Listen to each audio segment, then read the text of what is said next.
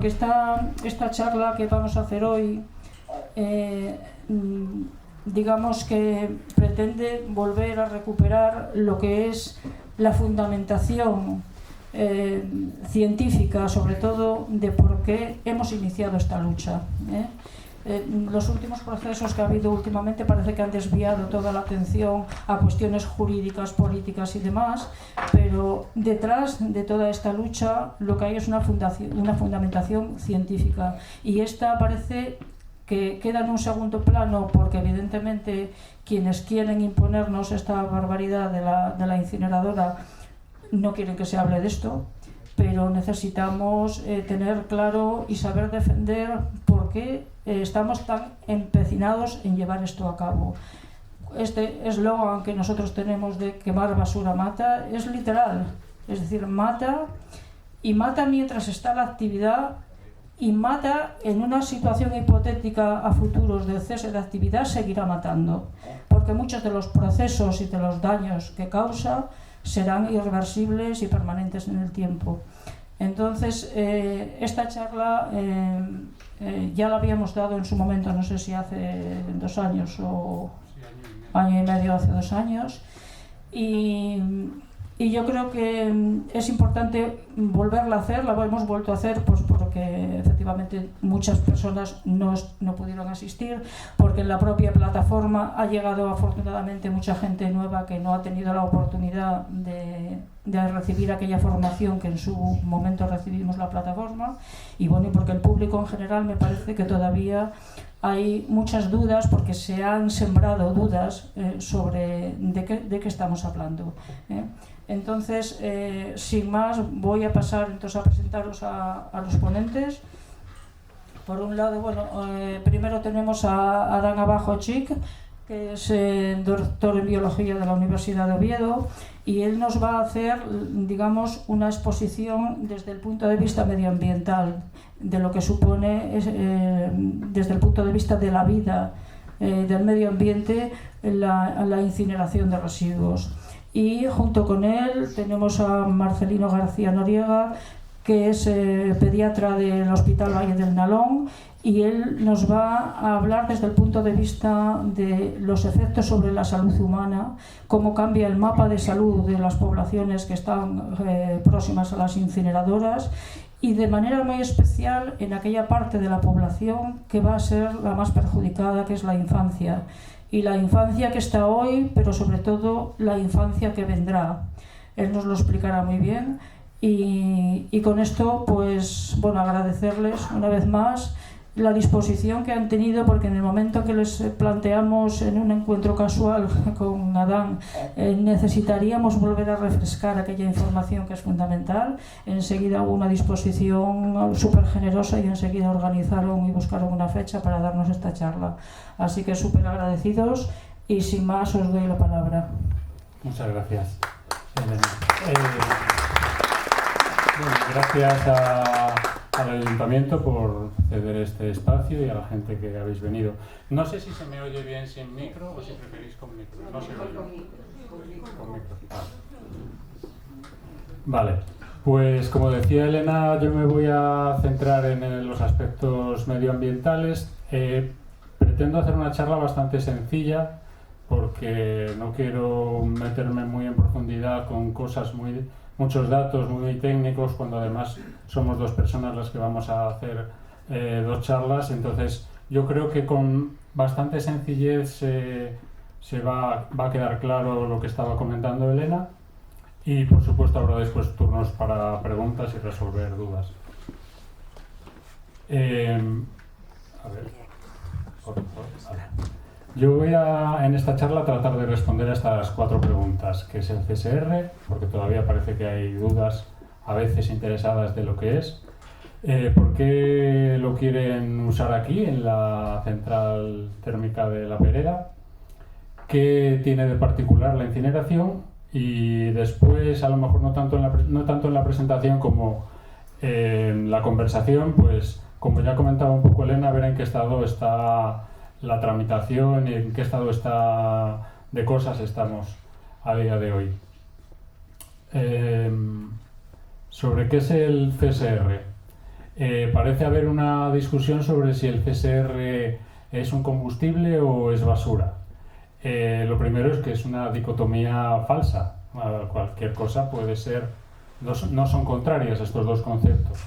Un combustible puede ser cualquier cosa que quememos, es un combustible. La cuestión es si el CSR es basura o no. Si yo meto en un horno, en una incineradora, porque me estoy muriendo de frío, pues puedo quemar cualquier cosa para que genere calor y eso va a ser un combustible. La cuestión es qué es el CSR, cómo se define, para que nos quede claro si el combustible que es el CSR es basura o no. ¿Qué es la basura? La basura no es suciedad, sino que es contaminación. ¿Y qué es contaminación? Desde un punto de vista así muy básico, es un material exógeno que al descomponerse produce una contaminación química. Es decir, que si tenemos un material que no pertenece al ecosistema en el sentido amplio del ecosistema Tierra, porque es un material sintético que no existía en la corteza terrestre hasta que lo hemos sintetizado los humanos, ese material al descomponerse va a producir unas reacciones químicas que no se producirían si ese material no existiera. Esto genera una contaminación química. Esa es la diferencia entre contaminación y suciedad, básicamente. Aquí tenemos un cartel sobre qué es el CSR de una empresa que se dedica a una planta de CSR. Nos dice que el CSR es combustible sólido recuperado, de ahí sus iniciales. Es un tipo de combustible alternativo que se produce a partir de residuos no reciclables, como plásticos, papel, madera y textiles, que de otro modo acabarían en vertederos. Ya vemos aquí que es un residuo, es decir, es basura. El residuo es la basura. Y que básicamente es plástico, porque si nos fijamos en qué tiramos normalmente a la basura, el gran porcentaje de lo que tiramos son materiales plásticos. De hecho, cuando habla aquí de textiles, los textiles a día de hoy son sobre todo plástico. Se considera innovador porque convierte residuos en energía. El resto no lo voy a leer porque no me parece que sea correcto, pero incluso tal como lo definen aquí, ya está quedando claro. Esto es CSR, esto de hecho creo que es en Cogersa. Este es el CSR, esto es de cerca y esto es de más cerca. Es plástico, básicamente. Otros componentes es la basura que no se recicla. La basura que no se recicla se seca para que sea menos heterogénea de lo que es y se le pueda sacar, o mejor dicho, para que se le pueda sacar un mejor rendimiento, pero sigue siendo igual de heterogénea. Y ese es el problema que después veremos, que es muy heterogénea. Con lo cual, yo creo que no hay que darle muchas más vueltas, porque incluso en la propia definición de los profesionales que trabajan con ello, el CSR es un residuo, es basura. Entonces, bueno, es un combustible, pero es basura utilizada como combustible. Eso nos tiene que quedar claro, y que si alguien dice por ahí que el CSR no es basura, lo está diciendo de forma interesada o por ignorancia. A día de hoy, si lo dice un político, yo no creo que sea por ignorancia. Entonces, esto ya lo tenemos claro. La primera pregunta la hemos respondido. El CSR es basura y produce contaminación. Vamos a tratar de contestar a la segunda pregunta. ¿Por qué generar CSR y utilizarlo? Para eso hay que tener un poco claro el concepto. Bueno, no hace falta tenerlo muy claro, pero la ley de residuos, nos acordamos de la jerarquía de las 3 R's: reducir, reutilizar y reciclar. Esas 3 R's tienen un orden. Cuando se pone tanto el foco en reciclar, se dejan de lado las otras 2 R's, que son mucho más importantes. Primero hay que reducir. De lo que no consigamos reducir, hay que intentar reutilizar. Y de lo que no podamos reutilizar, hay que reciclarlo. Hay una jerarquía y hay que empezar por la primera. Los responsables de la gestión de residuos son los ayuntamientos, y en la ley de residuos hay un concepto muy claro que dice que lo que se separa no se puede quemar. También hay que tener muy claro que en casa ninguna de las personas que estamos aquí reciclamos. Lo que hacemos es separar la basura. En casa separamos, en los contenedores nosotros separamos. Quien recicla son las instituciones. Las responsables del reciclaje son las instituciones. Nosotros no reciclamos, a lo que hacemos se llama separar. Y lo que se prepara desde quien gestiona para que se pueda separar, si lo llevamos separado y llega al vertedero separado, eso no se podría quemar. Lo dice la ley. Solo lo que llega sin separar se puede optar a quemar. ¿Cuál es el objetivo de reciclaje según la ley? Para 2025 era que se reciclase el 50% de la basura que la gente tiramos a los contenedores.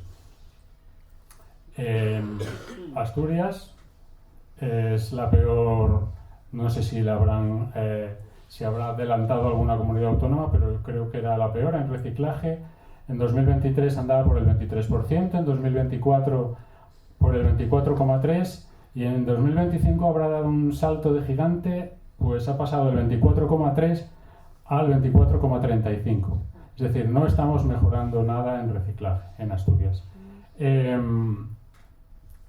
Cabe preguntarse por qué.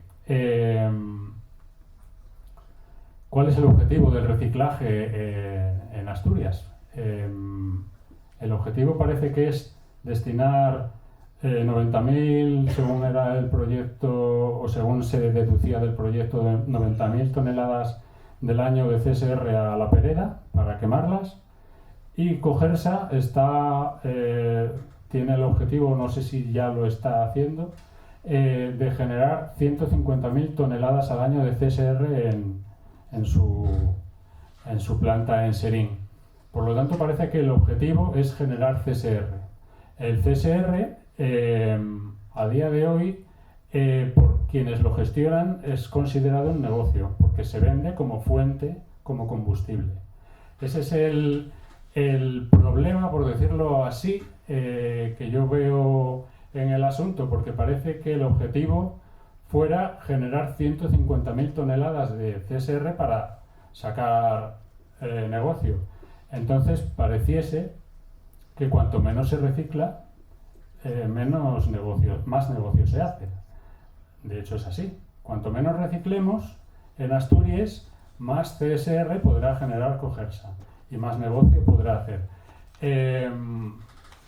Yo no tengo respuesta de por qué esto es así, pero esto es así. El CSR es un negocio y en Asturias no se recicla. Siguiendo la pista de quién se puede enriquecer con esto, pues puede que se resuelvan dudas en este sentido, pero yo no voy a entrar en eso. Hemos respondido a la segunda pregunta. ¿Por qué está aquí el CSR? Porque hay una gestión negligente de los residuos en Asturias, que debiendo estar por el 50% está en el 24%, y porque se contempla que el CSR es un negocio. Vale. Bueno, esas son las respuestas, y si fuese otra la materia prima, por llamarlo así, pues quizá no sería un problema. Contaminar es obvio que con la sociedad que tenemos cada vez consumimos más, contaminamos más, eso por supuesto hay que tratar de solucionarlo, pero es como algo intrínseco a tal como tenemos montada el sistema socioeconómico. Y que se hiciese negocio de valorización de residuos, pues quizás sería interesante, o sería conveniente, pero depende del residuo y de lo que conlleve generarlo. Y ahí es donde entramos en la tercera pregunta. ¿Qué pasa con la incineración? ¿Es ético considerar al CSR como negocio?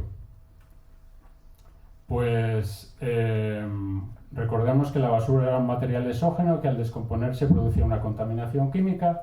Podemos hablar de que es exógeno porque es sintético, porque no es natural. Todo ello conduce a que se genera un riesgo. Hay una contaminación química, hay unos compuestos químicos en el ambiente que no estaban antes. Y ahora vamos a ver qué implica incinerar sobre este riesgo y sobre esta contaminación química. pues implica, como vamos a ver ahora, multiplicar el poder contaminante. Esa es la particularidad de la incineración y lo que hace que hablar de valorización de residuos hablando de CSR sea no ya negligente, sino, no me sale la palabra, pero no es positiva. Acordaros de lo que era el CSR, plástico básicamente, basura plástica.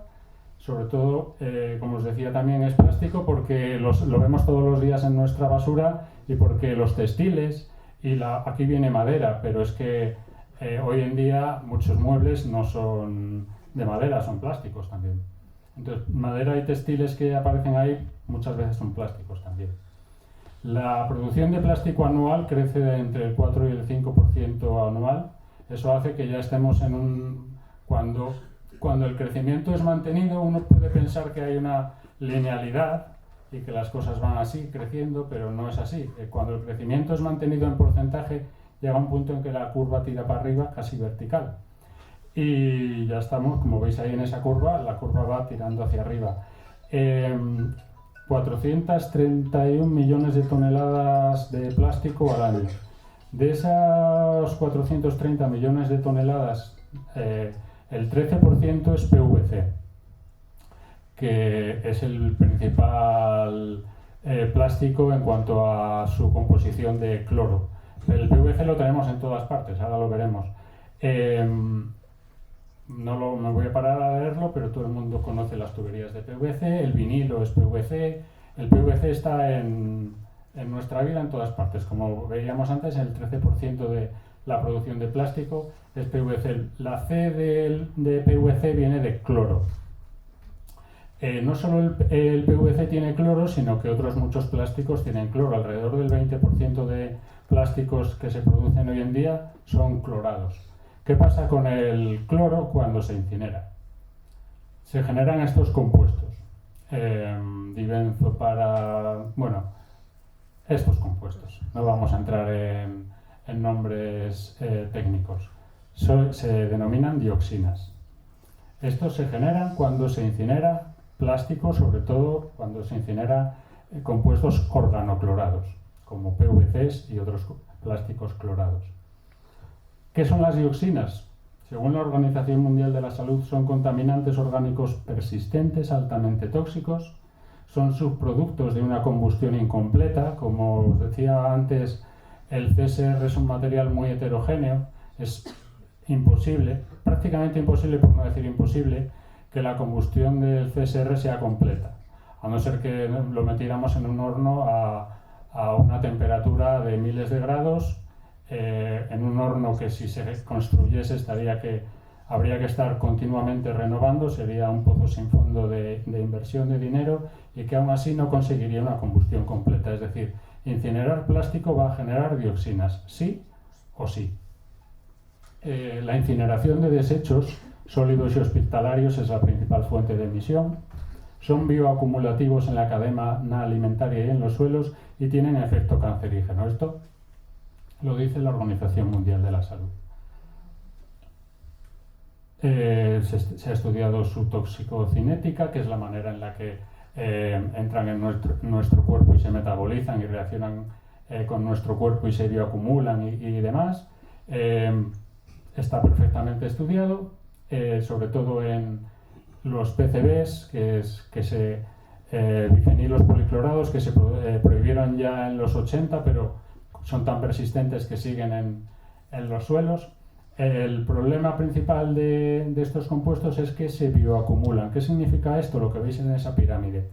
Que empiezan en una gotita de agua o en el plancton o en una microplanta, en un alga, con unas concentraciones muy bajas, pero según se van consumiendo en la cadena trófica, cada célula que los va acumulando más en proporción, de forma que cuando llega a los humanos, que estamos arriba de la cadena trófica, nuestras células acumulan mucha más por célula, por gramo, podemos acumular mucha más cantidad que quienes están más abajo en la pirámide. De forma que estudiando los PCBs se vio que en tejido adiposo hígado el zooplancton acumulaba 3 nanogramos por gramo, los peces que consumían zooplancton ya llegaban a 70 nanogramos por gramo y las aves y mamíferos marinos entre 140 y 1500 nanogramos, es decir, hablamos ya de microgramos, de 1,5 microgramos de PCB por líquido. Es decir, conforme se acumula, se está más arriba en la pirámide alimentaria, se acumula más cantidad por unidad, por célula. Hasta 2018 se consideraba que podíamos a la semana tomar 15 picogramos de dioxinas por kilo de peso. Después de analizar la salud y de cómo estos compuestos realmente estaban produciendo enfermedades, se vio que no, que había que consumir como mucho 2 picogramos kilo de estos compuestos. Eso equivale a 0,140 nanogramos por peso por persona. El 90% de las dioxinas que llegan al cuerpo humano lo hacen a través de los alimentos. Por supuesto que respirar lo que sale de la chimenea de una incineradora produce en los pulmones una exposición directa, pero el 90% de las dioxinas que interactúan con nuestro organismo lo hacen a través de nuestros alimentos. Es decir, las dioxinas se acumulan en el suelo, en el agua, las plantas las incorporan y entran en la cadena trófica y se bioacumulan. Qué curiosidad tendríamos aquí, pues que fijaos, si tuviéramos una planta incineradora aquí en Mieres que estuviese generando dioxinas por la chimenea, sería mucho más sano comer huevos de granja que huevos camperos. Sería mucho más sano beber leche de una vaca que no sale del lugar donde está estabulada bajo techo que de una vaca pastando por el prado. Porque el suelo sería el lugar donde se estaría bioacumulando las dioxinas. Está perfectamente estudiado, como decía, esto lo dice la Organización Mundial de la Salud, no tenemos que acudir a fuentes extrañas. La principal fuente de nuestra alimentación viene de pescados, leche. La leche, claro, al ser un producto liposoluble, o sea, es una grasa, como os decía, se acumulan en los tejidos grasos y ahí se acumula principalmente. También se acumularía en la leche materna. Estamos arriba de la cadena trófica. Cualquier madre que viva en una zona donde hay esta incineradora, le transmitiría a su descendencia, a la que le dé de mamar, una alta concentración de estos compuestos. En fin, no me quiero extender mucho más porque quiero que haya espacio para que hablemos. La cuestión es que sepáis que hay proyecto de incinerar CSR tanto en Serín como en Mieres. Esta sería así muy groseramente una zona de influencia, sin tener en cuenta los vientos dominantes o la orografía, pero para que os hagáis una idea básica de dónde estaríamos expuestos a estas dioxinas. Y como decía yo hace 2 años y ya empecé a buscar, y de hecho encontré una casita en otro lugar, yo, si esto se pone en marcha, yo voy a dejar de vivir en esta área de influencia.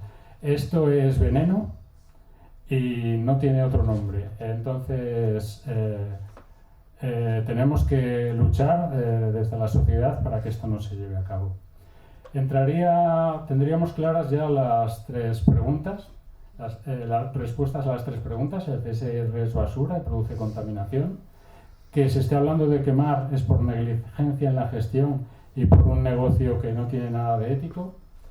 Y el CSR genera toxicidad ambiental y en el cuerpo humano. Sobre cuál es la situación actual, yo creo que lo podemos dejar para después, en el turno porque me tendría que parar Yo os puedo hablar a nivel técnico, porque he trabajado varios años en evaluación ambiental en el Principado, de cómo ha sido y cómo es y qué... pero bueno, el caso, por resumir en un par de minutos, es como decía la compañera, que se hizo una evaluación ambiental para una petición de una actividad que era esta incineradora. El Principado le dio el visto bueno, se recurrió a los tribunales. Entre la lucha social y la lucha en los tribunales, los tribunales dieron la razón de que la evaluación ambiental estaba mal hecha, en el sentido de que se estaba evaluando algo que no era. Se estaba evaluando una térmica y no se trata de una térmica, se trata de una incineradora de basura. Son cosas diferentes.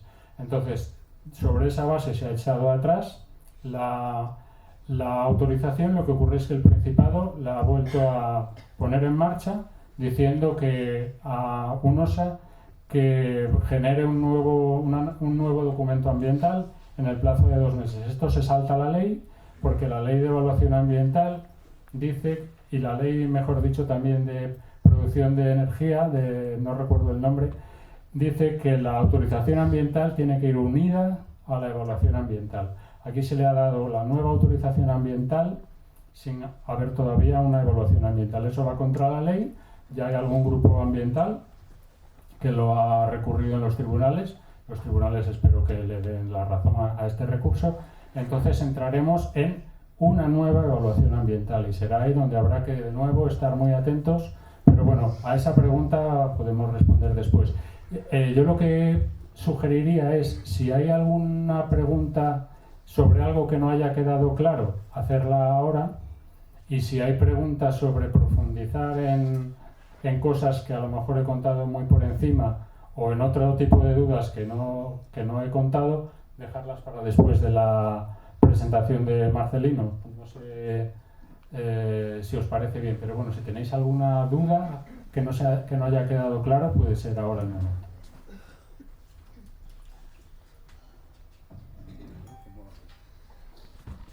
Si no, le paso la pelota. Que siempre se equivoca.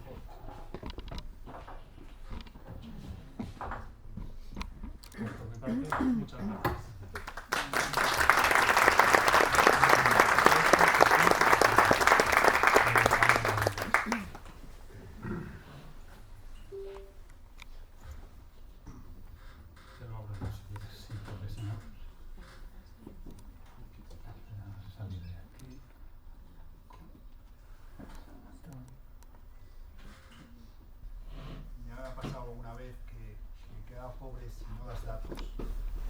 Yo no pretendo venir a convencer a nadie, evidentemente. Sí voy a dar datos en salud y cada uno que piense. Esta es mi reflexión final. Al final vamos a acabar con... No tengo aquí, sí, con el tema de lo que es el pensamiento, ¿no? Tengo a que la gente piense, simplemente.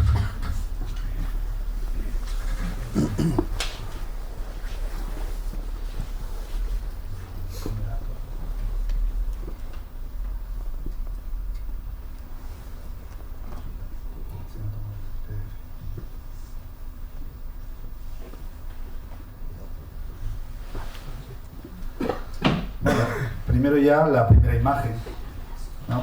Aunque sí está hecha con inteligencia artificial, porque hay que decirlo evidentemente, pero bueno, este es lo que vamos a vivir posiblemente, ¿no? Estamos ahí, es el futuro es ese niño, pensar en ese niño, es que nada. Y bueno, yo me dedico a la neurología, para mí el cerebro sí es una parte importante y espero que transformemos cosas aquí, que nos transformemos, de alguna manera necesitamos transformarnos. Algo tiene que cambiar a partir de aquí, ¿no? El cerebro es muy listo porque necesita sobrevivir. Y cuando sobrevive, necesita esto. Estos son los elementos fundamentales para sobrevivir. El aire, pero el aire, como vemos ahí, y lo que lleve. El agua y lo que lleve. Y los alimentos y lo que lleve. Las emociones y el ejercicio. Esto es algo básico. Para una vida plena, tenemos que partir de esto. Siempre empieza así mis charlas, ¿sabéis? Cualquier charla empieza así. Con la educación, en cualquier sitio. Esto es lo básico. Tenemos que empezar por aquí. Voy a hablar de los niños, claro que sí, es la parte como pediatra que me toca, ¿no? Y los niños, pues, no son adultos pequeños, los queremos comparar con adultos pequeños, aunque hagamos todas las equivalencias, como pediatras siempre calculamos por kilos y estas cosas, pero no son adultos pequeños. Exposiciones diferentes y únicas. Sí, ahí está, tenemos la vía placentaria, ya es una exposición distinta, la lactancia materna, una exposición distinta. Sabéis que viven a ras del suelo, lo cual huelen, tocan cualquier cosa, ¿no? Igual que los padres cuando los tenemos aquí huelen nuestra ropa, no conocen el peligro. Fisiología dinámica distinta, respiran muchísimo, muchísimo más rápido. Eso que conlleva que todo lo que lleve el aire se lo comen, pero lo comen en un cuerpo en crecimiento. Cuidado, que nosotros ya estamos formados, pero ellos necesitan formarse. Eso causa algo. Es como una alteración, está constantemente excitado el sistema inmunológico, ¿no? Si le llenamos de contaminantes. Pues todo eso es un metabolismo totalmente distinto, no es igual que el nuestro, ¿no? Una forma de degradar distinta, una forma de metabolizar distinta, todo es distinto en el niño. Mayor expectativa de vida, ¿qué conlleva eso? Que cualquier cosa que le demos tiene mucho tiempo para mantenerlo. Lo que hablaba antes Adam, con el tema de todo se va a las grasas. Entonces esos males, los orgánicos persistentes están constantemente en la grasa. Eso tiene mucho tiempo para desarrollar, ¿no? Estamos hablando de cosas siempre, de cosas invisibles, porque realmente, aunque vemos no vemos la contaminación exactamente, no el mal de la contaminación, vemos el humo, lo que nos da esa sensación, pero los males vienen en cosas muy pequeñitas que no las vemos, ¿no? Pues en un niño ese es el problema, ¿no? Que se lo come todo pero con patatas, ¿no?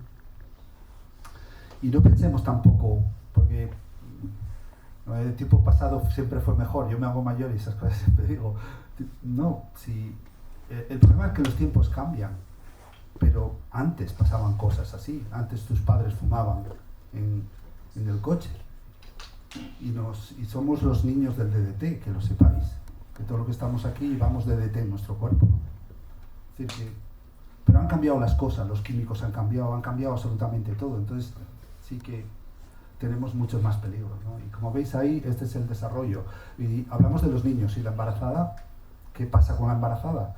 Porque en todo lo que tenemos ahí de controles, ¿no? Tantos de dioxinas, igual que cuando hablamos de bisfenoles, todo este tipo de cosas de que traen los plásticos, la embarazada parece que sale de todos los controles. Bueno.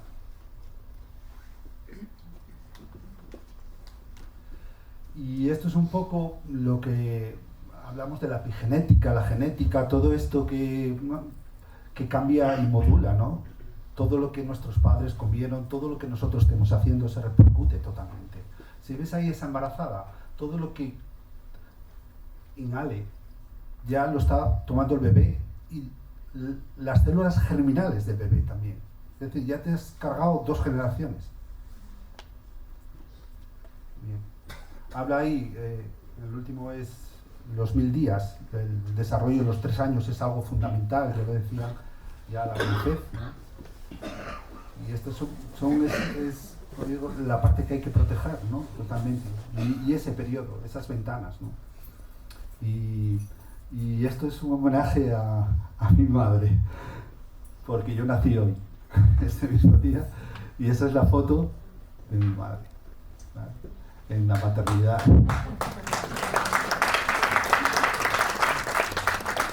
Bueno, bien.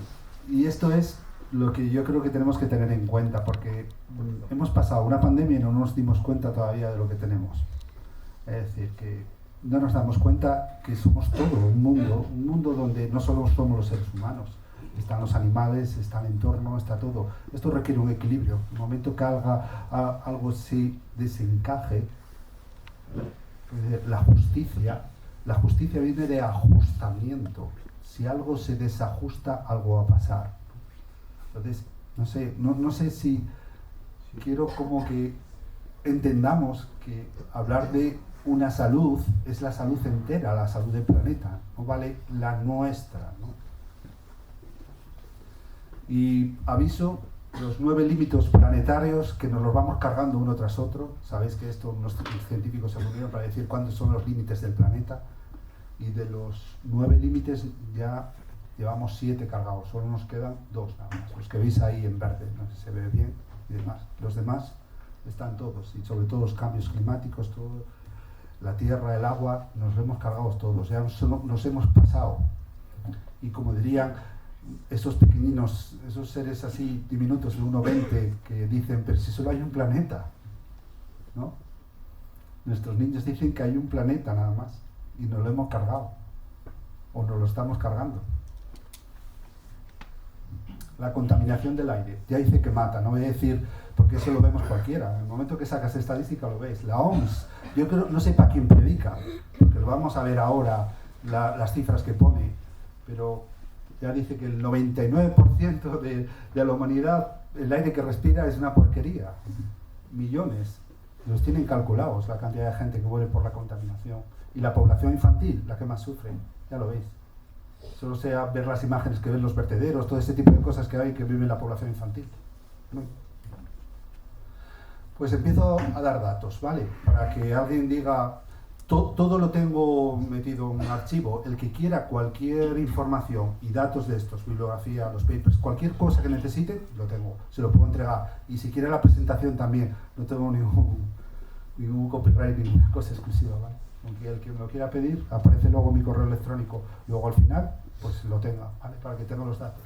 Fijaros, la calidad del aire, ahora estos son datos reales, datos que los podéis conseguir, que son la calidad de aire en Asturias, ¿vale? Vamos a coger datos fiables, ¿no? En principio, menos ahí el primer trabajo, porque digo, hay cosas que se publican y yo creo que ni se miran, ¿no? O a lo mejor se ignoran, más que nada. Pues ya, el último que veis ahí que pone calidad de aire, el atlas de contaminación de particulado, ya nos está diciendo de que hay bastantes partículas, las partículas pequeñas estas, las P10 y las PM2,5, son micras, que son súper importantes, sobre todo a nivel respiratorio. Ya nos dice que Asturias ya tenemos bastante con eso, vale, perfecto. El siguiente, el que veis ahí, que vamos a ver este trabajo lo hicieron como por zonas, por agrupaciones zonas, y yendo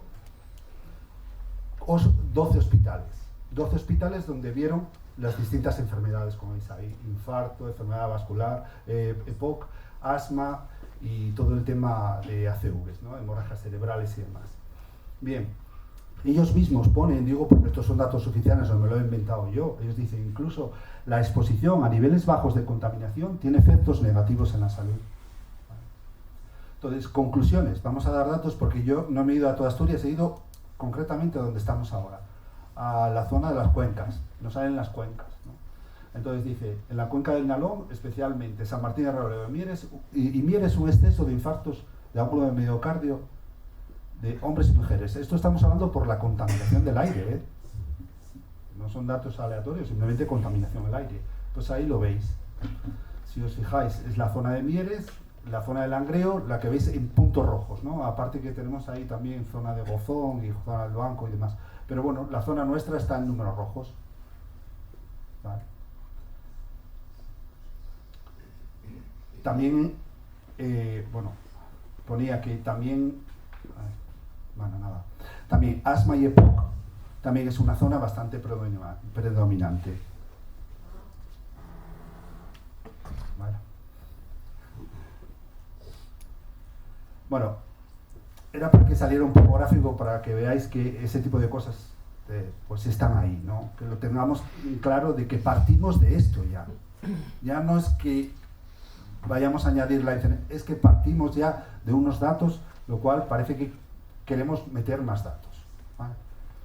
Los límites de la calidad del aire, la OMS son los que más bajos los tienen, en todas las partículas estas pequeñas que os decía, 2,5 o 10, el ozono, el nitrógeno, los sulfurados, todo ese tipo de partículas que se analizan, que lo podéis ver en cualquiera de los controles que hay por ahí.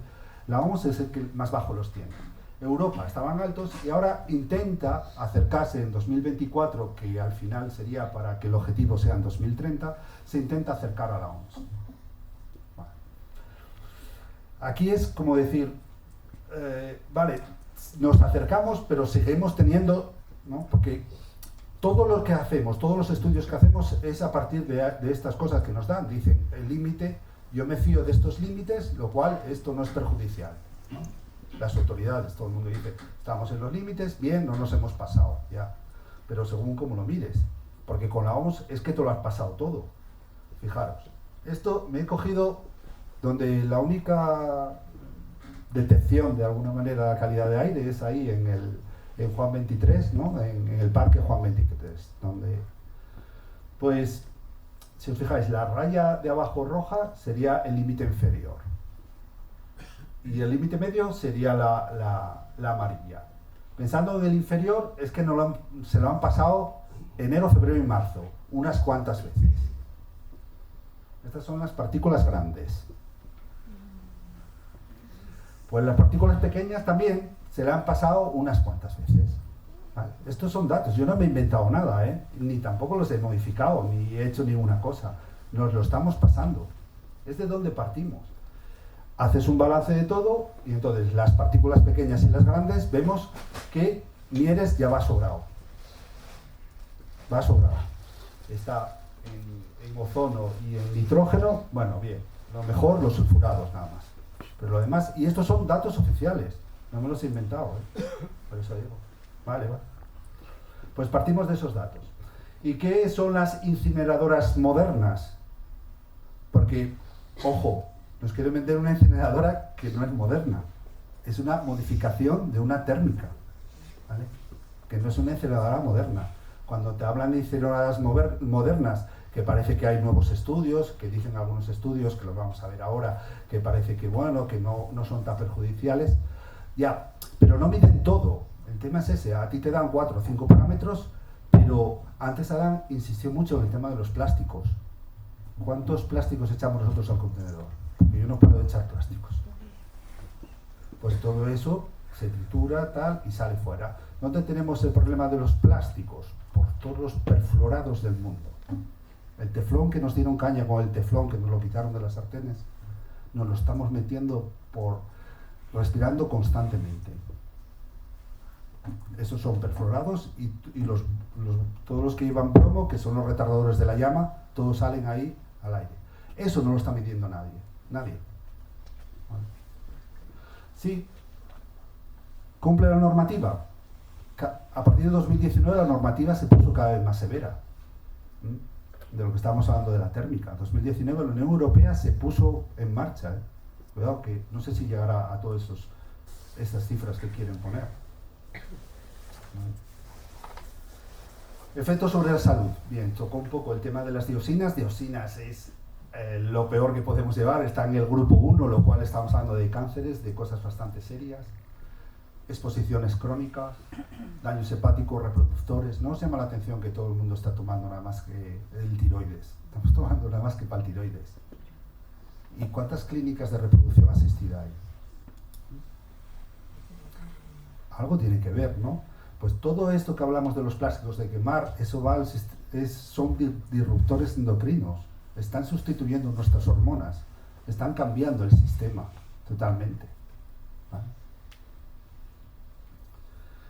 Luego, los furanos, las partículas que veis ahí, que es todo el tema respiratorio donde nosotros más padecemos, y metales, los que queramos. Todos los metales, mercurio, plomo, níquel, cadmio, todo ese tipo de cosas que se van acumulando. Lo mismo digo, lo decía anteriormente, no es una cosa que tengamos ya, que te metan kilos de mercurio, ¿no? Pero lo vas depositando poco a poco, y estamos hablando de niños, de adolescentes, poco a poco,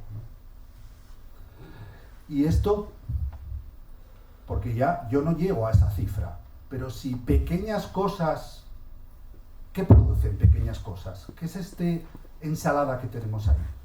¿Quién estudia toda esa ensalada? Es la dificultad de estudiar la ensalada de pequeñas cosas. ¿De pequeñas cosas qué hace? ¿Qué daño hace? Porque cuando algo se dispara está claro, pero eso pequeño, que es una ensalada, ¿qué hace? Este cóctel, no. Efectos en salud, respiratorios, cardiovasculares, que lo vemos ahí, los infartos y demás. Endocrinos reproductores, lo que hablábamos, cómo nos está tocando nuestro sistema reproductor. En el neurodesarrollo, yo os podría contar, porque hay trabajos, evidentemente, yo no digo que el autismo lo produzca la contaminación, pero algo está pasando, porque todos los temas de trastornos de comunicación y socialización yo que me dedico a ello, ha pegado un pico, pero espectacular. Y los profesores lo dicen, y todo el mundo lo dice. Hay más cosas, sí. No voy a echarle la culpa a... Yo, inocente, debí decir, no, es la contaminación. No, habrá más cosas, evidentemente. Pero que la contaminación contribuye, seguro. Dermatológicos, cáncer... Y la infancia y la adolescencia, como el embarazo. Las dos cosas que hay que proteger. Estos son bibliografía, ¿no? Son trabajos.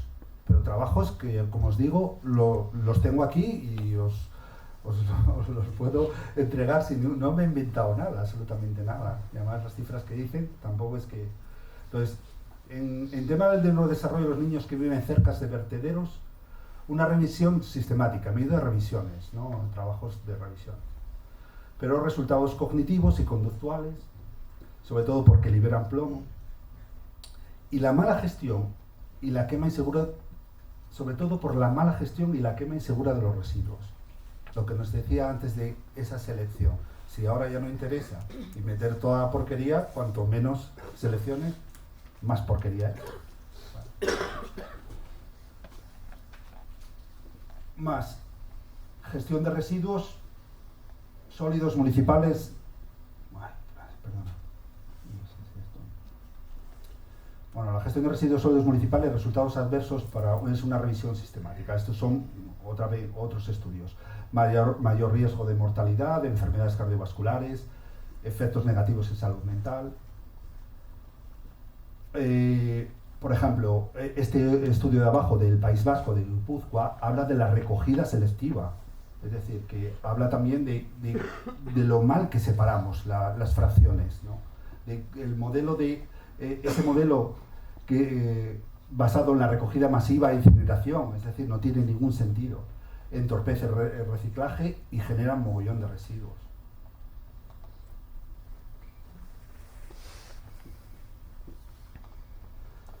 Un metaanálisis también de incineradoras de residuos sólidos municipales habla de que hay una pequeña señal de aumentos a nivel respiratorio y cardiovasculares, pero insiste mucho en las limitaciones metodológicas, ¿no? Porque es muy difícil, lo que hablaba del cóctel de cosas, es muy difícil de ese tipo, y cómo haces los seguimientos a largo plazo, ¿no? Es complejo, yo entiendo que es complejo.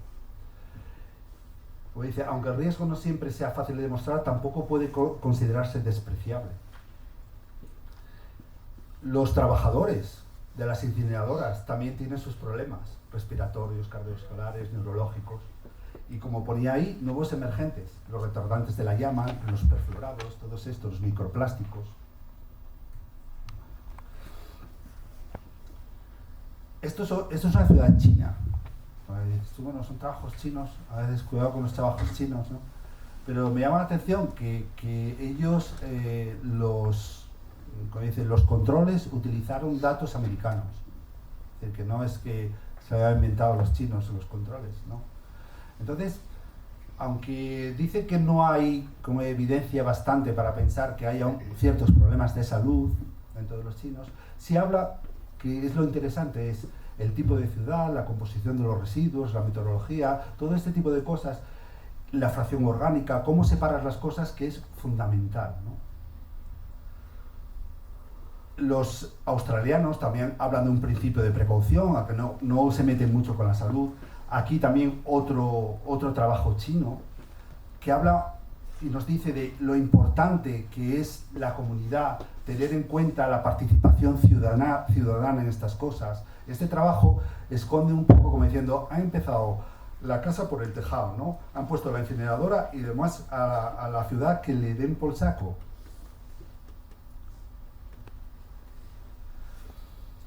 Esto es un estudio que presenté el año pasado, lo que pasa que ahora está la última vez, más completo, de un estudio medioambiental de Guipúzcoa, que también habla de las dioxinas, de los furanos.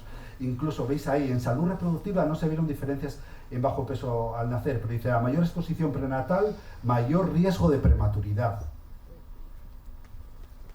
Estos son españoles, cuidado, no es que me lo invente. Me he ido esto es del gobierno inglés, y analiza los estudios de las incineradoras modernas y dice que, bueno, no podemos afirmar que pueda producir un daño en salud, pero no equivale a riesgo cero. No estamos de riesgo cero. Este es el mejor. Este lo traigo aquí porque este es en Francia. Este es de París. Esta es una incineradora que tienen en París que quema 700 y pico toneladas. Quieren hacer una moderna ahora. Estamos hablando de un incinerador del año 69. ¿Vale? Pero vuestro no sé si es del 94, me parece, 94-95. Y este es del 69. Contaminante lo que quieras. Hay movimiento social, total. Está en pleno París. ¿Vale? Esta incineradora.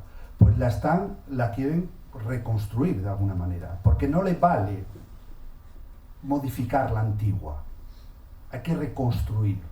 Aquí estás hablando de 50 millones de euros para cambiar unas calderas y poner unos filtros y no sé cuántas cosas. Cuando ahí estás hablando de reconstruir y estás hablando de 750 millones de euros y todo el entorno, es decir, una barbaridad de dinero. Pues los estudios, que son estudios epidemiológicos, como veis ahí, monitorizan todas las dioxinas y los metales en el musgo, en los pinos, en los huevos. El gobierno francés llegó a limitar el tema de comer huevos en esas zonas, porque aparecían dioxinas en los huevos de esas granjas cercanas a ello. Los colegios, solo se salvaba uno de los 7 que estaba al lado, lo demás estaba todo contaminado.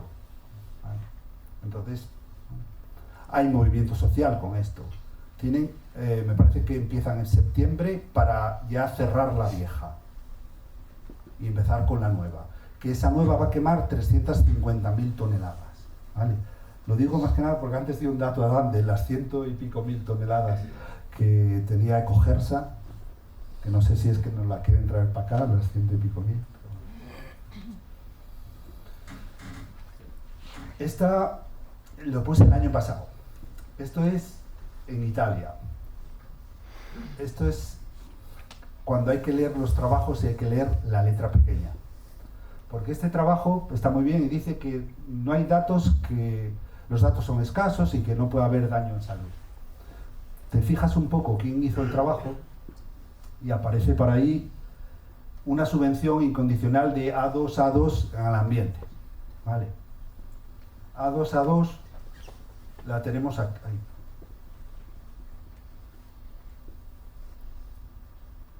No. Bueno. A2 la tenemos ahí. Es decir, bueno, esto sería el final. A2, es decir, que compró ese trabajo, porque eran los que iban a poner la incineradora ahí, ¿no? Es decir, que es un trabajo de lucha de todo un pueblo de Italia, de la zona esa de Tarquinia, donde consiguieron todos a la vez, es decir, todos, estoy hablando de tanto la población como el ayuntamiento, como todos, consiguieron parar esta incineradora. ¿Vale?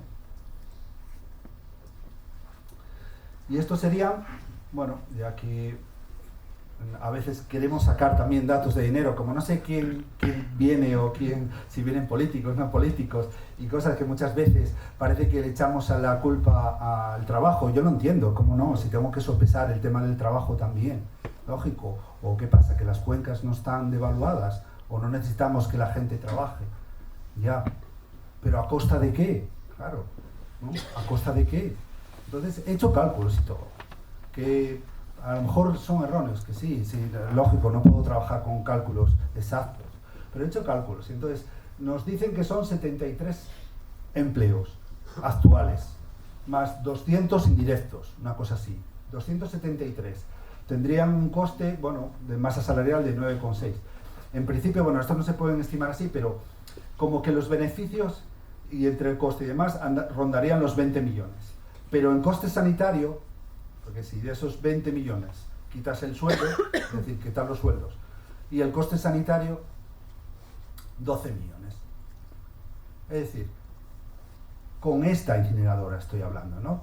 No me planteo una incineradora moderna ni todas estas cosas, sino con estas eliminaciones de nitróxidos y todas estas cosas, saldrían 12 millones.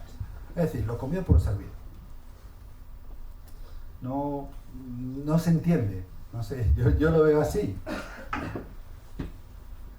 Y este es mi último minuto nada más, mi último minuto de reflexión. Porque como os decía, hay que pensar, claro que sí. Pero el pensamiento, la esencia del pensamiento no es el conocimiento, ¿vale? Os he dado algo para conocer, claro que sí, lo conocemos, son datos. Pero con datos y con hechos, como digo yo, se tiró una bomba atómica. Porque no se dieron cuenta que iban a matar 200.000 personas de un golpe. No, porque la ciencia es la ciencia. Y nos disculpamos con la ciencia, sabemos mucho, ¿no? Yo lo que quiero llegar es un poco de que el pensamiento, la esencia del pensamiento no es el conocimiento. No. Es aquello que distingue el bien del mal. De lo que es la salud, de lo que es la enfermedad. Ese es el pensamiento realmente. Esa es la esencia del pensamiento. No solo el conocimiento, tiene que haber algo más. No me vale solo datos. Tiene que haber algo más. Tenemos que pensar en las personas vulnerables. Entonces, ¿de quién es la responsabilidad? Esta decisión protege a los presentes y al futuro, realmente. Estamos protegiendo a lo que viene. Porque, como dice la frase ahí, nosotros no heredamos la tierra de nuestros ancestros, solo la tomamos prestada de nuestros hijos. Eso es lo que tenemos que tener en claro. El principio de precaución, si hay un riesgo, eso no quiere decir que seamos valientes para las cosas. No. Pero a mí, dame más argumentos, no me des parches, y además parches que son visibles a todo el mundo. Es decir, ¿qué quieres hacer? Con una cosa que era una térmica y le quieres poner 3 filtros, que sabes que esas partículas difíciles, que ya las propias incineradoras modernas, que gastan un mogollón en eso, ya les cuesta. Tienen fugas, tienen sus cosas, porque las tienen. La nueva que hay en Francia tiene sus fugas, la nueva, porque está funcionando una nueva. Lo que están es liquidando la vieja, pero la nueva tiene sus fugas también. Entonces, ¿qué me quieres vender en ese sentido? Transparencia, hay que ser transparentes, lógico. Yo no entiendo, la verdad, a veces, cuando las cosas, si las cuentas, todo el mundo, no sé por qué se esconden las cosas. Seguridad, evitar el daño. Justicia ambiental, claro, como decía Adán, justicia ambiental, ¿vale? Que pongan que se ponga la casa al lado de la pereda, a ver quién alguien pone una casa al lado de la pereda. Eso sería justicia para todos, ¿no? O se lo van a comer todos los de Mieres. Se lo comen los de Mieres, ¿no? ¿No? ¿Y quién se lo come? Los más vulnerables, ¿no? De lo que estamos hablando. Eso es justicia ambiental también. ¿Quién se lo va a comer? Los chiquitines. Eso lo van a comer realmente. La protección de los vulnerables, pero que conste que aunque pongamos aquí los vulnerables que son los pequeños, las embarazadas, las personas mayores, todos los crónicos, pero alguna vez en la vida pasamos todos por ser vulnerables. Todos vamos a ser vulnerables. Eso es lo que nos une a todos. Que entraremos alguna vez en el hospital, por la circunstancia que sea, pero seremos vulnerables. Y la responsabilidad política. Decía, necesitamos políticos valientes que tengan las cosas claras, en ese sentido, que piensen, pero desde ese conocimiento, como digo yo, con cordura, ¿no? De haber cordura. Y esto es todo, gracias.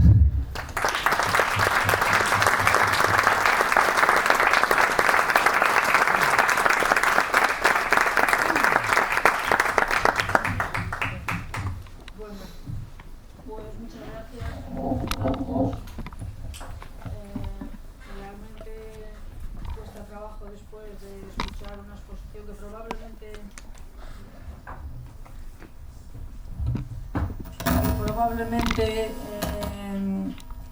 la base ya la teníamos, hay muchos datos nuevos, siempre hay en cada nueva exposición mucho conocimiento nuevo, pero digamos que el fondo de la cuestión de alguna forma ya lo conocíamos y parece casi imposible que ante tanta insistencia, ante tanta abrumador conocimiento como decía Marcelino, no haya una reacción.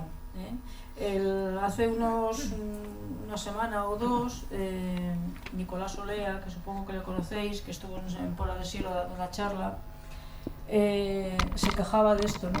Que decía que ya se pasó 30 y tantos años de su vida haciendo una investigación, descubriendo nuevas y nuevas sustancias que eran disruptores endocrinos, que empezó en los años 90 con unas pocas y que ya en los años 2000 ya tenían 700 y pico identificadas, y en una conferencia, en una entrevista le preguntaban, y bueno, y todo esto las autoridades ¿qué hacen?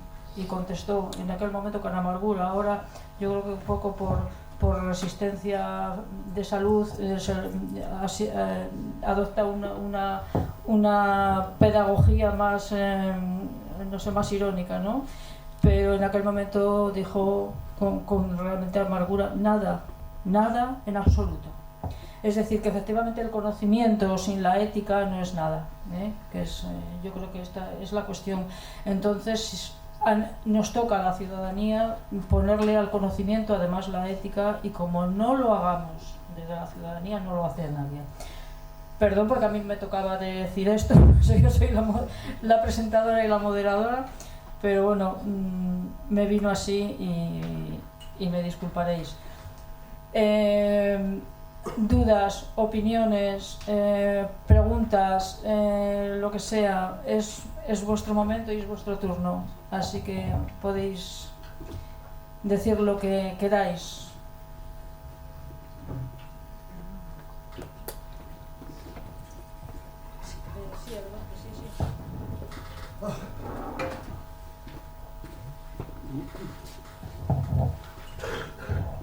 Buenas, muchas gracias. Ha sido realmente muy informativo. A mí lo que me preocupa es la perspectiva, la aproximación para realmente conseguir salir de esta situación de agobio y de falta de salidas en que nos encontramos.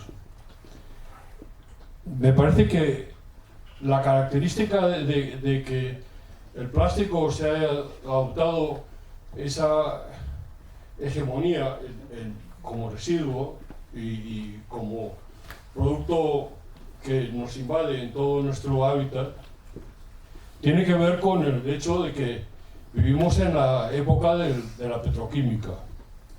Porque es que el plástico es un buen negocio porque es un derivado del petróleo, y el petróleo ya produce grandes beneficios. Entonces, la temática general es la temática de la descarbonización. Es decir, lo que nos estamos enfrentados es a salir de una era y entrar en otra era. Una era que se ha caracterizado desde la revolución industrial en utilizar una serie de energías fósiles, a una era en la que nuestras fundamentales fuentes de energía sean otras, fundamentalmente solares, porque la eólica también es solar, la geotérmica y otras muchas fuentes de energía. Hay que salir de la época, de la era de la petroquímica. Entonces es una enorme gestión de sistema. O sea, el problema no es solamente qué problema hay aquí en Mieres. El problema es que el sistema, dominado por la petroquímica, que además está llevando a guerra, que está haciéndose inviable la paz, con lo cual se hace inviable la sobrevivencia, tiene que cambiar, tiene que mutar. Entonces, el gran problema es, y no es por despreciar todo lo que se ha dicho, pero es por plantear un metaproblema que no se está discutiendo y que a mí me parece que es central, que es la cuestión de gestión de sistemas. Porque los sistemas se están gestionando, pero los están gestionando las multinacionales, los está gestionando Elon Musk, los está gestionando Trump, los está gestionando las grandes sociedades transnacionales. No es que no haya una gestión, está habiendo una gestión, y la sociedad tiene que acceder a esa gestión para poder descarbonizar. Entonces, la relación entre la ciencia, la tecnología, el Estado, las empresas y la sociedad implica un cambio realmente muy profundo de era. Y es lo que en este momento estamos haciendo. Ustedes nos traen sus conocimientos científicos, nosotros como sociedad y activistas estamos intentando parar un proyecto que es contaminante, pero el problema no es un problema solamente de Imeres, es un problema, como hemos visto, es un problema de Asturias y es un problema europeo, es un problema del fin de una era industrial basada en la petroquímica. Y entonces, lo que tenemos que buscar es cómo poder desarrollar las colaboraciones necesarias que estamos haciendo aquí de manera incipiente como para que la humanidad pueda salir de esta era.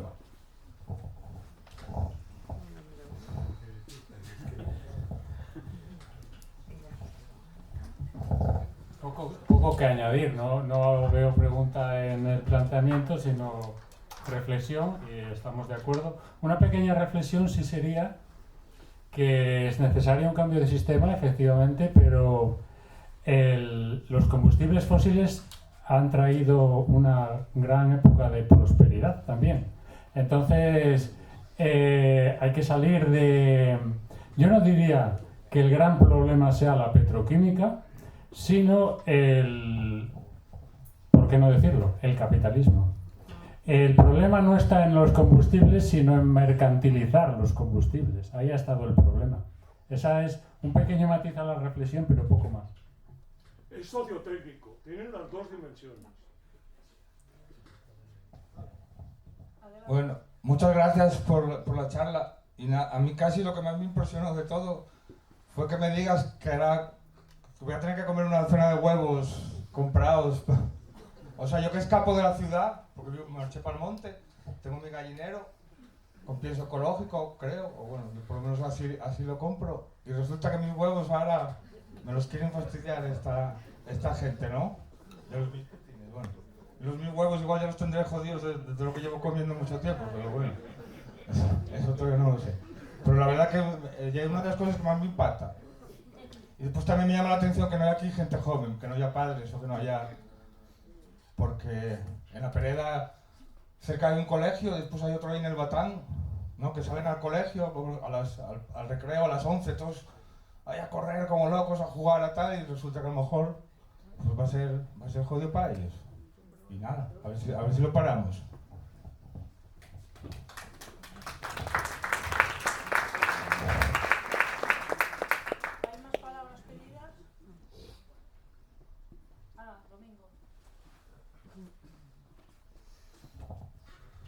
Hola, buenas tardes. Muchas gracias por vuestras intervenciones, ¿no? Que han sido muy sugerentes. Entonces, yo lo que quería comentar es, quería hacer una pequeña reflexión y luego un par de preguntas. Lo primero es que, como vecino de Mieres, me aterra la posibilidad de, dentro de poco tiempo, si no lo paramos, tener una incineradora cerquita de casa, ¿no? Eso me aterra, pero me da igual, de algún modo, que se queme allí lo que se queme, porque estamos hablando de quemar CSR, ¿no? En la exposición que ha hecho Adán se ha centrado, ¿no? En la quema de CSR, pero según el proyecto de UNOSA, se van a quemar 400.000 toneladas no de CSR, sino de biomasa, y 90.000 toneladas de CSR. A mí particularmente, aunque no se quemase CSR, me seguiría dando pavor tener una incineradora a las puertas de casa. Me da igual lo que se queme, porque nada de lo que se queme, como habéis explicado los dos ponentes, nada de lo que se queme va a purificar el aire, eso seguro, ¿no? Entonces, la quema de biomasa también tiene repercusiones sobre la salud similares, según manifiestan, no lo digo yo, según manifiestan algunos médicos, similares a las consecuencias de la quema de CSR. Eso por un lado. Y por otro lado, en lo que se refiere a los impactos medioambientales, que no habéis hablado mucho sobre ese asunto, ¿no? En lo que se refiere a los impactos medioambientales, Y como dicen colectivos ecologistas y algunos expertos, algunos investigadores, pues puede ocurrir que, porque en principio lo presentan como que bueno, lo que se va a quemar, lo que llaman biomasa, van a ser restos vegetales, van a ser restos de podas, etc. Pero lo que dicen algunos expertos, como es el caso de Antonio Turiel, ¿no?, que ha investigado sobre esto y da conferencias y tiene muchos trabajos en los que habla de los impactos medioambientales de la biomasa, lo que va a ocurrir es que eso no es suficiente. Van a recurrir a quemar los árboles de nuestros montes. Y eso va a tener unas consecuencias tremendas, ¿no? Porque puede llegar un momento que veamos que los montes están pelados, que no hay ni un árbol. ¿Qué está pasando? Esto es lo que plantea Antonio Turiel, ¿no? Entonces, todo esto teniendo en cuenta que esa quema de biomasa tan tremenda, tan gigantesca, tampoco energéticamente supone mucho, ¿no? Es decir, que puede generar electricidad, pero a muy pequeña escala, una cantidad muy insignificante, ¿no?, según dicen estos expertos. Entonces, dicho esto, que he tratado de resumir lo más posible, yo quiero haceros un par de preguntas. La primera, ¿cuáles serían, en vuestra opinión, los impactos de todo tipo asociados a la incineración de biomasa, por un lado? Y por otro, a mí me gustaría saber si es cierto, como hay gente que asegura así, que los efectos contaminantes de la quema de biomasa son distintos, son de menos importancia que si se quemase CSR. O sea, hay gente que tiene ese argumento, ¿no? Yo a veces he hablado de este tema con muchas personas y bueno, pues me dicen, no, es que no es lo mismo quemar biomasa que CSR, ¿eh? Entonces me gustaría saber vuestra opinión, ¿eh? Muchas gracias.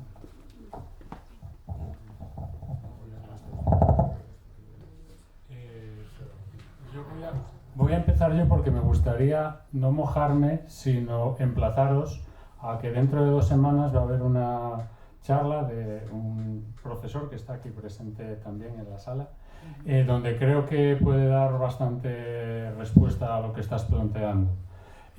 No recuerdo muy bien el título de la charla. El título de la charla es Crisis climática y ecológica, realidades y falsas soluciones. Va a ser el 27 de abril en la Casa de la Música y será el profesor Ojanguren quien la dé, que está por aquí presente. Y yo sé que va a hablar sobre el tema de la biomasa y él sabe más que cualquiera de los dos que estamos en esta mesa, entonces yo os emplazaría a ello. Simplemente sí decir que efectivamente fuentes de dioxinas, hablando, a mí me gusta mucho centrarme en las dioxinas, creo que hay que alarmarme. A mí me gusta alarmar cuando hay motivos para ello, entonces yo creo que hay que estar atentos a ello. Y efectivamente fuentes de dioxinas también son los incendios forestales, con lo cual de la quema de biomasa también puede salir. Sin más, yo creo que yo vendré también y será muy interesante esa charla. Entonces, hablando de biomasa, yo creo que lo podemos dejar a alguien que sea más experto. Lo mismo digo. El tema de los incendios forestales, hay muchos estudios sobre temas de neurodesarrollo y en Estados Unidos, y os podéis imaginar las aseguradoras cómo están con todo este tema. Vamos a ver, yo por echar un cable en el sentido de el problema no es en sí la biomasa. Yo entiendo que no soy partidario tampoco de quemar biomasa, ¿vale? Si hay que mojarse, yo me mojo. Pero yo creo que, lo decías antes, no hay biomasa suficiente para quemar, porque además hay otra, nada, hacemos un triángulo aquí, me parece, con Galicia, León y demás, que vamos a quemar todo, porque entonces no tenemos bastante. ¿Y qué pasa si no hay biomasa? Que lo sustituyen por el CSR. Yo creo que el peligro de estas cosas son que poco a poco te van comiendo y cuando te das cuenta te han quemado esa proporción que hablaban del 25% me parece que es, ¿no? Pues que vaya siendo cada vez más porque no hay vida útil, porque no hay suficiente para el tema este, ¿no? Pero bueno, que si hay expertos de biomasa que... Sí, efectivamente eso que comentabas tú y comenta él, eso es un hecho. Lo que está previsto utilizar de biomasa, las podas no dan para esa cantidad. Es decir, si se quiere poner en marcha la central de la Pereda quemando esa biomasa, hay que cortar. Hay que cortar para la central. Eso está claro. Hay una palabra pedida allí.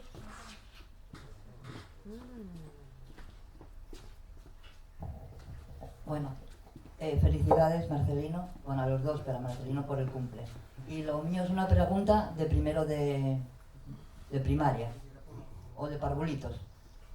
¿Dónde, para los dos, hay algún sitio seguro para poner una incineradora? Zarzuela, Los Palacios, o sea, Moncloa, que hay unos terrenos... Vale. Desde mi perspectiva, yo creo que aquí hay que hablar desde el punto de vista social más que desde el punto de vista científico. O sea, no. Lo que hay que hacer es un planteamiento diferente como sociedad sobre cuántos residuos generamos, cómo los tratamos, qué materias primas utilizamos para que den o no unos residuos, porque incinerar es perjudicial, lo pongas donde lo pongas. O sea, por definición es perjudicial, es dañino. Y lo que sale de incinerar es más perjudicial que el propio contaminante en sí. Es decir, los plásticos tienen un problema porque dan lugar a microplásticos y nanoplásticos. Ya tenemos plástico en el cerebro, tenemos plástico en todas partes y son disruptores endocrinos, actúan... No pasa nada, los plásticos son inertes, se nos decía hace décadas, cuando empezaron a usarse los plásticos, era la panacea porque los plásticos era una cosa que no se degradaba y que entonces iba a estar ahí para siempre. Luego se vio que precisamente que fuera tan lenta su degradación era el gran problema. A donde quiero llegar es a que no hay un buen sitio para la incineradora. Lo que hay que hacer es un cambio en cómo funcionamos como sociedad. Como decía quien intervino antes, hay que hacer un cambio de sistema y eso el sistema no lo quiere hacer. Eso, por definición, el sistema y quienes lo controlan quieren continuar. Entonces tiene que ser la propia sociedad la que de alguna manera tome el poder necesario para cambiar. No hay un lugar bueno.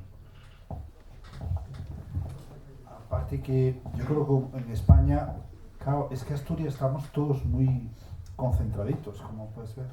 Anchas Castilla. Es decir, cuando haces una gestión de residuos, hay que pensar en qué población estás, en qué tipo de población, todo ese tipo.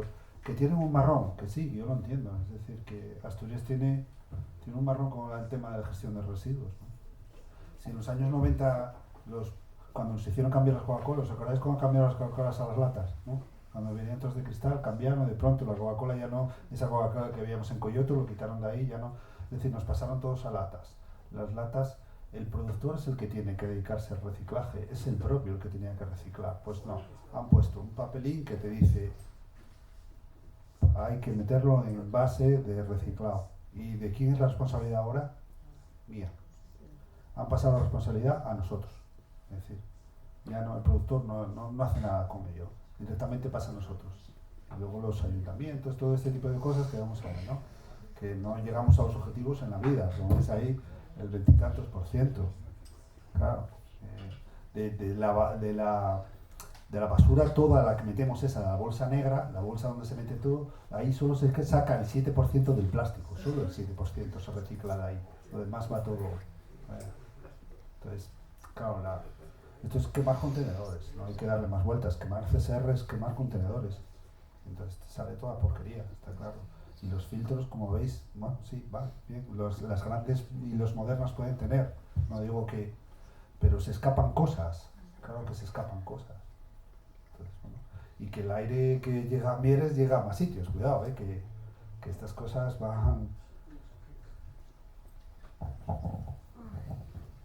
Bueno, y comentar una cosa y después una pregunta también, porque habláis de que las partículas y todo eso que son invisibles, ¿no? Pero yo pregunto si a esos niveles, sin llegar a ser tóxicos, si también huelen.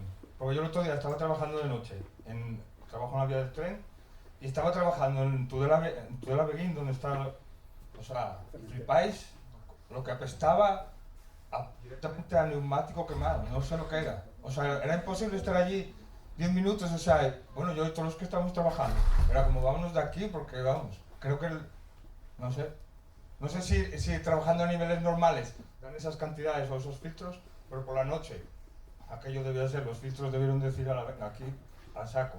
Pero, o sea, es alucinante cómo olía plástico quemado, alucinante. ¿El eso huele o...? Claro, sí, por supuesto. Sí huele. En Trubia, hace muchos años, ahora eso bajó, pero como dice una amiga que es de allí, mejoró. En Avilés, cuando entrabas a Avilés hace 15 años, ese olor, y cuando vas, por supuesto, huelen. A los compuestos volátiles, huelen. Yo que vivo en Villa, en Langreo, esos olores de los que tú hablas son muy habituales, y además que una vez lo comenté además con Fruti, unas veces huele efectivamente como a goma quemada, otras veces huele a carne quemada, que además es un olor que yo tengo perfectamente asociado porque yo en un tiempo viví cerca de Noreña. En Noreña había un matadero de carne que tenía su propia incineradora, que después eso evidentemente se quitó, pero en aquellos tiempos, te estoy hablando de los principios de los 90, incineraban sus propios residuos y el olor era muy característico y era insoportable, ¿no? Y ese mismo olor lo vuelvo yo a oler ahora en Villa, y otras veces hay olor simplemente a carbón quemado y tal. Y una cuestión que yo he intentado investigar y todavía no he conseguido saber es la cementera de Tudela Beguín y su homóloga en Villa, la de Morteros, que hay en Riaño, por cierto, a 100 metros de un hospital, manda narices, hay una cementera. Sé que queman residuos en su proceso de producción, ¿no? De hecho, sabéis que el CSR también se está quemando en cementeras, ¿eh? Entonces, yo me gustaría saber, en esos procesos de producción de esas dos cementeras, qué se está quemando. Porque se supone que en teoría, según me dijeron, la de Morteros de Riaño debería de quemar solo gas. Pero yo creo que allí se están quemando muchas cosas, porque efectivamente hay muchos olores de ese tipo, muy intensos, y hay veces que en Riaño, en Villa, al lado del hospital, sobre todo de noche, el aire es absolutamente irrespirable. Es decir, quienes vivimos allí, eso de abrir la ventana de noche, que es tan sano, no, allí no es sano abrir la ventana de noche, es decir, a veces ni de día. Y eso de algún sitio viene y no lo sé, es una cosa que lanzo así por si queda por ahí a alguien que pueda conseguir recabar información de algún sitio, cómo es el proceso productivo de esas dos cementeras y qué demonios están quemando, porque sabemos que, por ejemplo, la que hay en Serín o por ahí, sabemos que quema de todo, quema ruedas, quema residuos hospitalarios, quema un montón de cosas, tiene permiso para quemar todas esas cosas. Pero de estas no se sabe nada, yo creo que no lo tienen, pero está dando la impresión de que bajo manga se están quemando cosas que no deberían estar quemando. Y desde luego quienes vivimos cerca es que es absolutamente evidente que aquellos olores son otras veces, bueno, productos químicos muy intensos, como también tenemos la química del nalón.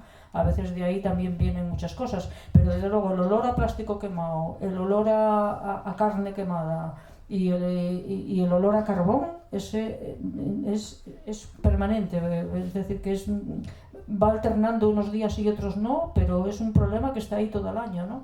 Y todavía yo no he conseguido que nadie aclare esto, no es que haya hecho una gran investigación, pero lo que he intentado preguntar por aquí y por allá, nadie me ha dado respuestas de nada, es decir que, pero desde luego sí que habría que saberlo, porque una cosa es lo que se hace mal teniendo permiso Y otra cosa es lo que se está haciendo, además por añadidura, sin tener permiso, que yo estoy segura de que en este momento se mira para otro lado, porque yo sé que, por ejemplo, el caso de Química del Nalón, al cabo del año tiene del orden de 60, 70, 80, 100 denuncias por picos de contaminación que no sirven para nada porque no se les da respuesta, no se procesan, nadie se responsabiliza. Y ahí están. Entonces, si este grado de permisividad de 400, hasta 400 veces los límites legales de azufre ha tenido Química del Nalón en varias ocasiones, 400 veces los límites legales, es decir, y nadie hace nada, pues es evidentemente la codicia empresarial. Si no se le pone límites, si no se pone orden, si no se vigila y no se castiga, pues evidentemente puedes pensar que estarán quemando lo que les dé la gana, ¿entiendes? Y desde luego que yo creo que esto estaría bien que intentáramos a ver si podemos investigarlo, pero bueno, esto es al margen del tema. Bueno, no es al margen porque es tema de incineración lo que estamos hablando, ¿eh? Como vengan esos olores a vaina, ya se acordarán de vaina de lo que te estoy mandando. Bueno, ¿hay más preguntas por ahí? Sí. Vale, Luis. Yo quería hacer una pregunta muy sencilla, ¿no? Y espero no rebasar mucho mi exposición. Aquí se está hablando de cambios de sistema, de que el problema al final es un problema del capitalismo, y estoy totalmente de acuerdo. Pero más allá de todo eso, aquí la gente que estamos ya tenemos bastante conocimiento de los efectos perniciosos del tema medioambiental, ¿no? Pero la pregunta es muy sencilla y a la vez seguramente va a ser bastante complicada de responder, ¿no? Es vosotros, un profesional de la salud, en este caso de la pediatría, y un estudioso, un científico, de alguna manera, ¿no? Alguien que se dedica a la pedagogía. Porque los que estamos aquí ya somos militantes del movimiento medioambientalista.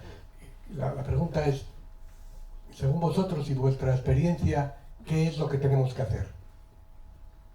Porque aquí vamos a salir todos con mucha información, muchas cosas que habría que hacer, cambiar el sistema, cambiar no sé cuántas cosas, pero según vosotros, ¿qué es lo perentorio? ¿Qué es, cuando salgamos por la puerta, qué es lo que deberemos hacer? Gracias.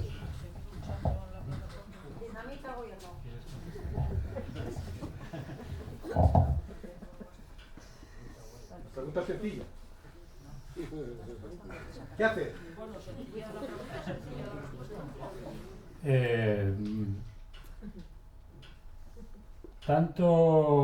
Mira, lo voy a decir, porque no, tanto Marcelino como yo participamos en un movimiento que se llama Rebelión Científica, que considera que el sistema hay que cambiarlo, hay que poner el conocimiento científico disponible para la sociedad y hay que, sobre esa base, hacer lo que la sociedad quiera y no lo que digan. Digamos, hay que romper la pirámide de decisión, que deje de estar en manos de unas élites empresariales y estén en manos de la sociedad. Es decir, la respuesta no la tengo, pero ¿por dónde tiene que ir? Pues porque conseguir romper esa gobernanza de las élites. ¿Cómo conseguir que la sociedad sea la que gobierne en lugar de que gobiernen los intereses empresariales? Las estrategias son diversas, pero no creo que sea conveniente centrarse en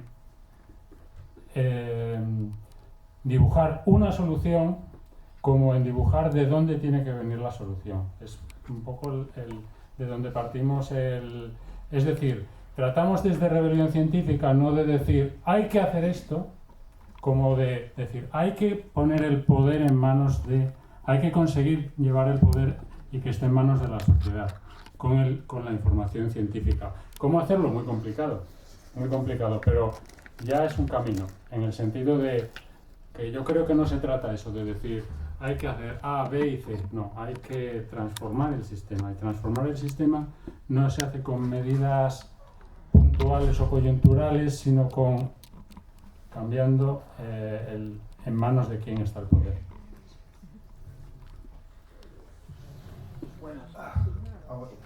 Espera, te contesto algo. Vamos a ver. Como os había comentado que las charlas, cuando empiezo con las charlas y la gente, como me dijo la neurología pediátrica, me piden cómo hacer educación, cómo los hiperactivos, bueno, algunas reglas, ¿no?, mnemotécnicas. Y siempre empiezo diciendo lo mismo, hay que empezar por lo básico. Por lo básico es el aire, el agua, el alimento, todo eso es lo básico. Y ahora te lo bajo un poco a tierra. Yo tengo claro lo que yo debo hacer. No me planteo qué puedo hacer, sino qué debo hacer, ¿vale? Y yo debo ahora mismo entrar a las escuelas, ¿sabes? Porque lo que estamos hablando aquí, que lo dijo un chico, da igual. A nosotros nos quedan 4 días. El futuro viene ahí. Y yo quiero que piensen. Que le entre a alguien, porque los que les doy son temas sobre bioética y ética, para que piensen y sientan las cosas, no solo conocimiento, ¿no? Entonces tienen que sentir que quemar un árbol es algo más, que tienen que sentirlo, si no sientes, si no te duele cuando se quemaron los árboles, cuando hubo estos incendios en Asturias, si no te duele eso, entonces apaga y vámonos, entonces no vamos a ninguna parte. Entonces hay que llegar ahí. Entonces lo básico como persona es plantar semillas nada más. Es decir, yo poco a poco, a mí no me exaspera llegar a una reunión y tener a 4. Hablo para 4, pero me imagino que 4 pueda hacer efecto dominó o esto se comente con alguna persona u otra, ¿vale? No es desesperación.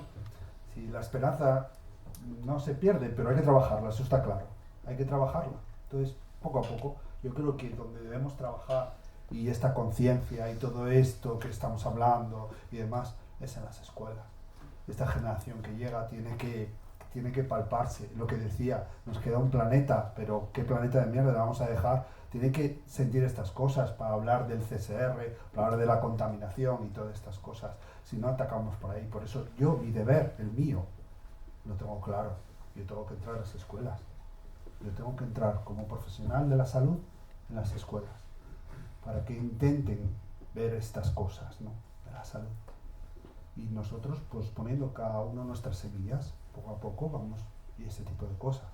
Que a nivel científico, todo, bueno, bien, hay movimientos, cada uno tiene sus formas de pensar, solo faltaría. Si la riqueza es en pensar todos distintos, a ver si lo acabamos de entender todo el mundo. Que la riqueza está en que somos todos distintos, somos todos diferentes, pensamos igual, y la riqueza está ahí, ¿no? Por eso digo que ese es mi deber.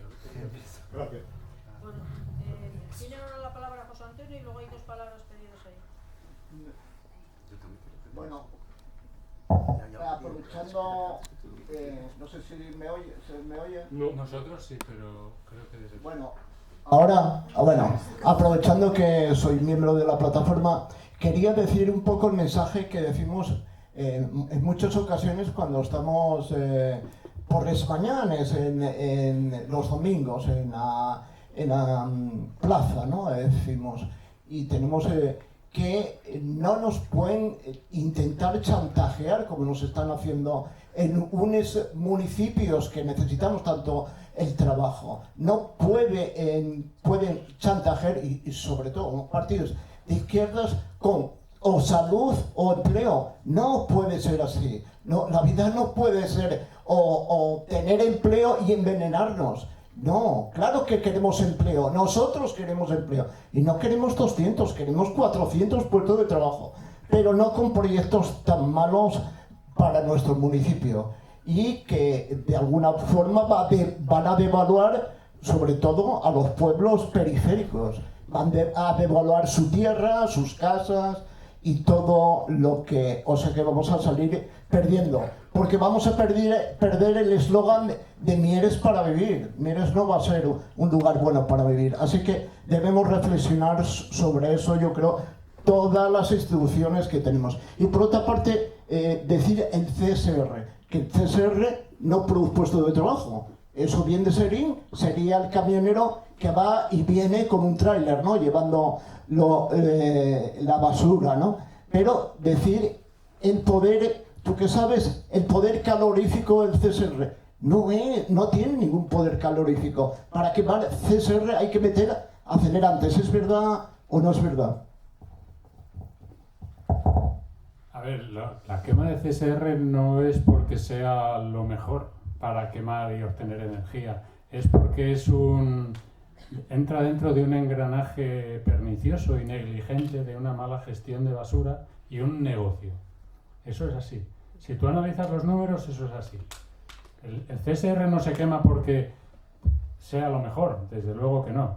Es decir, en cuanto a poder calorífico, a su generación de energía. Si se quema CSR, si se está planificando quemar CSR, es porque forma parte de un engranaje negligente, sin más. Antonio, mira, te enseño de gafas allí y después la chica que está de...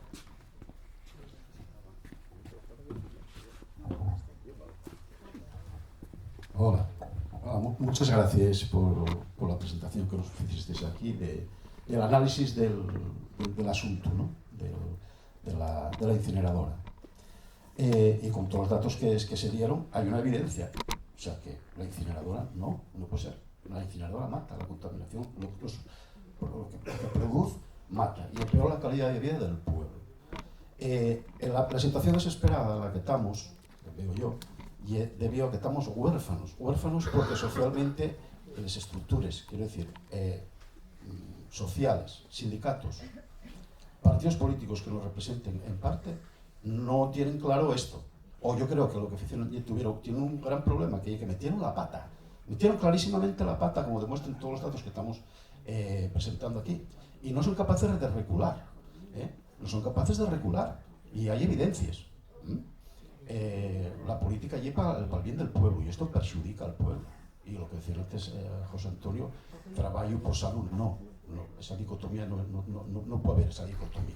Y hay que superarla.